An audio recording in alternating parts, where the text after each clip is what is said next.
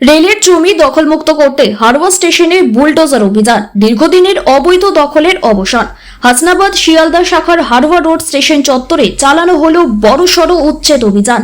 রেলের জমি জবরদখল করে তৈরি হওয়া দোকান ও ঘর ভেঙে দিয়ে এলাকা দখলমুক্ত করল প্রশাসন। জানা যায়, বহু বছর ধরে রেলের জায়গা দখল করে বিভিন্ন দোকানপাট ও বসত ঘর গড়ে উঠেছিল। রাজ্যে পালা বদলের পর সেই সব অবৈধ দখল সরিয়ে জমি পুনরুদ্ধারের উদ্যোগ নেওয়া হয়েছে। তারই অংশ হিসেবে এদিন বুলডোজার নামিয়ে পরিষ্কার করা হয় পুরো এলাকা। অভিযানের সময় ঘটনাস্থলে উপস্থিত ছিলেন রেল কর্তৃপক্ষ এবং বিশাল পুলিশ বাহিনী, যাতে কোনো অপ্রীতিকর পরিস্থিতি তৈরি না হয় সেদিকেও কড়া নজর রাখা হয়।